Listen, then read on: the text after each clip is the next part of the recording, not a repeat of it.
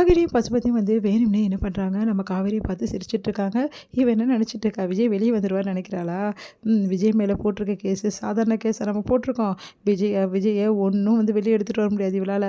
இவ இருந்துட்டு அழுதுட்டு வீட்டுக்கு போக வேண்டியதுதான் அப்படி சொல்லிட்டு சந்தோஷப்பட்டுட்டு இருக்காங்க. இதை பார்க்கும்போது வந்து அப்படி என்ன பண்ணுறதுன்னு தெரியாமல் தவிக்கிறாங்க காவேரி. இவங்க இப்படி சிரிக்கிறத பார்த்துட்டு அடுத்து கொஞ்ச நேரத்தில் தாத்தா அங்கே வராரு. தாத்தா பார்த்துட்டு எல்லாம் அப்படியே பார்த்துட்டே இருக்காங்க. கூடவே ராதா, வக்கீல் எல்லாருமே வராங்க.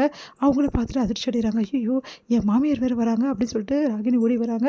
அடுத்து வந்து ஆன்ட்டி அப்படின்னோடனே பார்த்து அப்படியே முறைச்சிட்டு உள்ளே போகிறாங்க. ராதா என்ன நடக்க போகுது தெரியலையே அப்படின்னு சொல்லிட்டு ராகினி யோசிக்கிறாங்க. அதெல்லாம் பார்த்துக்கலாம் வாமா, நம்ம சம்மந்தி நம்ம கையில் இருக்கும்போது இவங்களால ஒன்றும் பண்ண முடியாது அப்படின்றாங்க. இல்லைப்பா எனக்கு ரொம்ப பயமாக இருக்குது அப்படின்னு சொல்லிட்டு ராகினி சொல்லிட்டு இருக்காங்க. அடுத்து ராதா வந்து நல்லா திட்டி விடுறாங்க. அன்பரசை என்ன நினச்சிருக்கேன் உங்கள் மனசில், நன்றி கொஞ்சமாவது மனுஷனுக்கு வேணும், நன்றி கிட்ட ஜென்மமா நீங்கள் மறுபடியும் கேஸை வாபஸ் வாங்குவோம், நடக்கிறது வேறு அப்படி சொல்லிட்டு செமையாக திட்டி விடுறாங்க.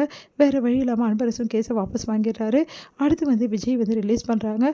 விஜய் வந்து அப்படி ரிலீஸ் ஆனோன்னு காவேரிக்கு நிம்மதி அடையுது. அடுத்து விஜய் ஓடி போய் காவேரி வந்து அப்படியே பார்க்குறாங்க. விஜய் வந்து அப்படியே கண்ணீர் விடுறாங்க காவேரி. விஜய் வந்து கண்ணை தடிச்சு விடுற. காவேரி எனக்கு எதுவும் இல்லடி, ஏன் இப்படி பண்ணுற, இவ்வளோ நேரம் நைட்டில் நீ இருக்கிறது நல்லா இருக்குமா, ஏதாவது சாப்பிட்டே இல்லை, தண்ணி கூட குடிச்சிருக்க மாட்டேன், எனக்கு நல்லா தெரியும் காவேரி நீ அப்படி சொல்லிட்டு வந்து பொறுப்பாக பேசிகிட்டு இருக்காரு. இதை பார்த்து அப்படியே வந்து கண்களை தாத்தா எவ்வளோ விஜய் காவேரி மேலே பாசம் வச்சுருக்கான் விஜய், 2 பேரும் நல்லா இருக்கணும் இவங்க 2 பேரும் அப்படி சொல்லிட்டு இருக்காங்க. இங்கே வந்து இது எல்லாத்தையுமே வந்து வெள்ளா பார்க்குறாங்க. பார்த்து அதிர்ச்சி அடைகிறாங்க. பார்த்தா விஜயும் காவேரியும் அப்படி பேசிகிட்டு இருக்காங்க. வெள்ளாவை விஜய் கண்டுக்கல. காவேரி கிட்டே பேசிகிட்டு இருக்காரு. இதை பார்த்து வெள்ளாவுக்கு செம்ம டென்ஷன் ஆகுது. பாருங்க மாமா, என்னை கண்டுக்க கூட மாட்டேங்கிறாரு விஜய், காவேரியை தண்ணி குடிச்சியா சாப்பிட்டியா சொல்லிட்டு எப்படி விசாரிக்கிறார் பார்த்தியா, நானும் தானே இங்கே இருக்கேன் அப்படின்றாங்க. சரிம்மா, நம்ம தானே கேஸ் அவர் மேலே கொடுத்துருக்கோம், நம்ம மேலே எப்படிமா வந்து அவர் கேட்பாரு அப்படின்னோடனே, இல்லை தாத்தா விஜய் ரொம்ப மாறிட்டார் இல்லை அப்படி சொல்லிட்டு பேசிகிட்டு இருக்காங்க. இங்கே வந்து வெள்ளாவை பார்த்துட்டு, இங்கே பாருமா, உன் கேஸ் எல்லாம் ஒரு கேஸ் நாங்கள் எடுக்க முடியாது, ஆல்ரெடி கொடுத்த விஜய் மேலே கொடுத்த கேஸை வாபஸ் வாங்கிட்டார் அவர் அந்த அன்பரசு, அதனால் விஜயை நாங்கள் அமுச்சு விட்றோம். இங்கே பாரு, நீ தேவையில்லாமல் மறுபடியும் போயிட்டு இந்த மாதிரி தவறான முடிவுக்கு போகிறேன்னு சொல்லிட்டு பிரச்சனை ஏதாவது பண்ணேன்னு வச்சுக்கோயேன், அப்புறம் நீங்கள் இங்கேயே இருக்க வேண்டியதாக, பர்மனெண்ட்டாக வெளியெல்லாம் அனுப்ப மாட்டோம் நாங்கள் அப்படின்னு. சார் அப்படிலாம் ஒன்றும் ஆகாது சார், நான் பார்த்துக்கிறேன் சார் மாமா சொல்கிறாரு. சரி, உங்களை நம்பி நான் அனுப்பிச்சி விட்றேன், ஒரு கையெழுத்து போட்டுட்டு கிளம்புங்க அப்படின்னோடனே, சார் எங்களுக்கு எந்த பதிலுமே நீங்கள் சொல்லாமல் கையெழுத்து போட்டு கிளம்ப சொல்கிறீங்க, உங்களுக்கு என்ன பதில் வேணும் அப்படின்னோடனே, சார் அவர் வந்துக்கிட்டு கேளுங்க சார், எங்களுக்கு இந்த மேலே நியாயம் வேணும் சார் அப்படின்னோடனே, இங்கே பாருங்கள், இதெல்லாம் பர்சனல் மேட்டர், இந்த மேட்டரெல்லாம் வந்து சட்டம் தலையிடாது.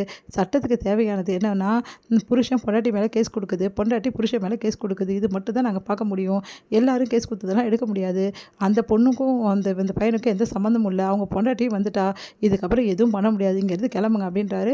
அதை கேட்டு அதிர்ச்சி அடைகிறாங்க. மாமா, என்ன இப்படி நடக்குது, சரி அப்போ பசுபதியை கிட்டே பேசிக்கிறேன்னு பசுபதியை பார்த்தா பசுபதியை காணோம், எங்கே போனார் இவர் அப்படி சொல்லிட்டு அதிர்ச்சியாக பார்த்துட்டே இருக்காங்க. வெளியே இருக்கிறாரா, பார்த்துக்கிறவர் அப்படி சொல்லிட்டு யோசிக்கிறார். மாமா போகலாம் அப்படின்னோடனே, இல்லை மாமா என்னால் வர முடியாது, விஜய் இல்லாமல் என்னால் இருக்க முடியாது மாமா, ப்ளீஸ் மாமா அப்படின்னோடனே, மா இப்போ இருக்க நிலைமையில எதுவும் பண்ண முடியாதுமா, வீட்டில் போய் பேசிக்கலாமா மாமா அப்படி சொல்லிட்டு கூட்டின்னு போகிறாரு.